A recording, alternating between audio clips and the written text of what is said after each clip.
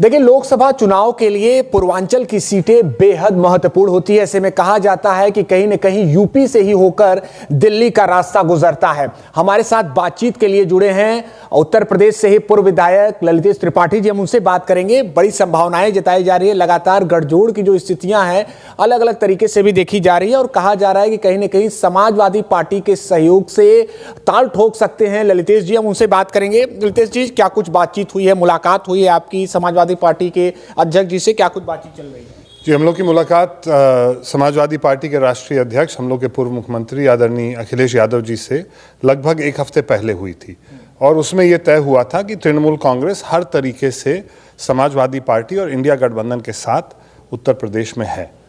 ये निर्णय उनके ऊपर छोड़ा गया है कि अगर वो उचित समझें तो हम लोग को वो लोकसभा का चुनाव लड़ाएं। अगर उनको लगता है कि हम लोग का ज़्यादा उपयोग ये होगा कि हम लोग जगह जगह प्रचार करें तो उसके लिए भी हम लोग तैयार हैं। अच्छा, इसके अलावा आपकी कौन कौन सी प्राथमिकता तौर पर सीटें रहेंगी? अगर हम पूर्वांचल की बात कर ले, किन किन सीटों पर आप चाह रहे हैं कि आपको कौन कौन सी सीटें हैं जिन पर आप चाह रहे हैं कि आपको टिकट मिल जाए?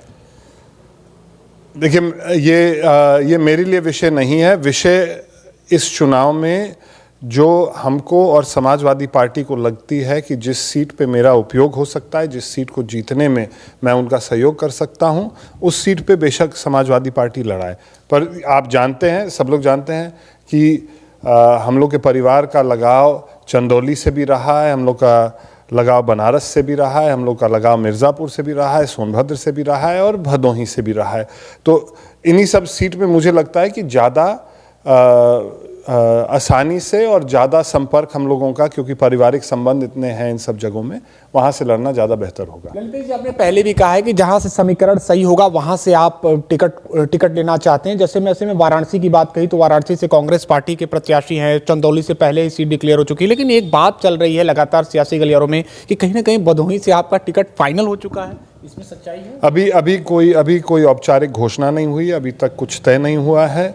कल राज्यसभा का चुनाव है। राज्यसभा के चुनाव के बाद हम लोग फिर राष्ट्रीय अध्यक्ष जी के पास, समाजवादी पार्टी के राष्ट्रीय अध्यक्ष जी के पास जाएंगे और उनसे चर्चा करके मुझे लगता है कि अगले 2-3 दिन में इस बात का आपके सामने एक औपचारिक घोषणा हो जाएगी। अगर आपको यहाँ से एक सीटें मिलती हैं तो क्या ये भी संभावना है कि समाजवादी पार्टी बंगाल से भी एक जगह पर टीएमसी के गठजोड़ के साथ वहां पर लड़ेगी? ऐसी कोई संभावना है? अब इसकी सूचना मेरे पास नहीं है। मुझे लगता है कि ये दोनों नेताओं के बीच में, हम लोग की नेता आदरणीय ममता बनर्जी, पार्टी के राष्ट्रीय महासचिव अभिषेक बनर्जी और अखिलेश जी के खुद इतने अच्छे संबंध हैं, वो लोग आपस में बात करके इसको तय कर लेंगे।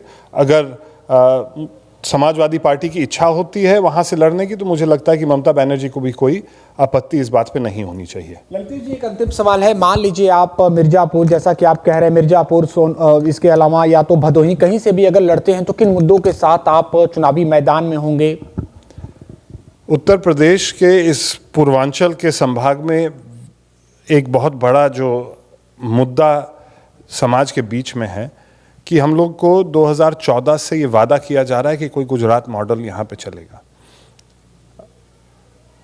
हकीकत यह है कि 14 से लेके आज 2024 में कौन कौन सी नई उस तरह की फैक्ट्री लगी हैं कि हम लोग कह सकते हैं कि हाँ भैया, गुजरात मॉडल यहाँ पे आ रहा है। नौजवान रोजगार के लिए ठोकरें खा रहे हैं, अन्य प्रांत में जा रहे हैं आज भी 10 साल यहाँ से प्रधानमंत्री होने के बाद। तो मुझे लगता है कि बेरोजगारी एक बहुत बड़ा मुद्दा है, शिक्षा का गिरता स्तर एक बहुत बड़ा मुद्दा है और साथ ही साथ किसानों का, आप देख रहे हैं कि किसान वहाँ बॉर्डर पे बैठे हुए हैं दिल्ली के, वो एक मांग लेके बैठे हुए हैं और वो सिर्फ अपनी मांग के लिए नहीं, देश का प्रत्येक किसान को ये अधिकार होना चाहिए कि उसका दाम, उसको अपने उपज का एक निर्धारित और एक सही दाम मिलना चाहिए। ये मांग मुझे लगता है कि सिर्फ पंजाब और हरियाणा के किसानों की नहीं है, बल्कि हर एक किसान की है। ललितेश जी, एक अंतिम सवाल लेंगे। पंडित जी के परिवार से आप आते हैं, चौथी पीढ़ी है, विधायक भी रह चुके हैं। सवाल यह है कि इंडिया गठबंधन के आप सहयोगी दल के रूप में उत्तर प्रदेश का चुनाव लड़ेंगे, आप किसे चाहते हैं कि प्रधानमंत्री हो? प्रधानमंत्री का आपकी नजर में कौन बेहतर? ये हर एक पार्टी से आप बात करिएगा तो हर एक पार्टी चाहेगा कि मेरे ही पार्टी का लीडर प्रधानमंत्री बने, मगर देश का जो लोकतंत्र का जो एक व्यवस्था है उसमें ये कभी नहीं होता था कि पहले प्रधानमंत्री को सामने रख के कोई चुनाव लड़ता था। ये संसद के ऊपर छोड़ा जाता है। जिसकी बहुमत बनती है वो लोग आपस में तय करेंगे। और देश ने देखा है इसका एक बहुत मजबूत उदाहरण, चाहे आप उसको 2004 के चुनाव के बाद का अगर आप देखिएगा तो जो सबसे योग्य व्यक्ति था उसी को, उस समय गठबंधन का नाम यूपीए था, यूपीए के सारे साथी मिलके जो सबसे योग्य व्यक्ति था उसको देश का प्रधानमंत्री बनाया। और 10 साल इस देश को जिन ऊंचाइयों तक डॉक्टर मनमोहन सिंह लेके गए थे, मुझे नहीं लगता है कि उस 10 साल के जैसा कार्यकाल मेरी जिंदगी में कभी हुआ है। शुक्रिया हमसे बातचीत के लिए। तो ऐसे में सियासी अटकलें तेज है कि ललितेश त्रिपाठी समाजवादी पार्टी के सहयोग से पूर्वांचल से किस सीट से लड़ेंगे। अब से कुछ ही घंटे बाद इनकी मुलाकात सभा प्रमुख अखिलेश यादव से होने वाली है, तब जाकर तस्वीर साफ हो जाएगी।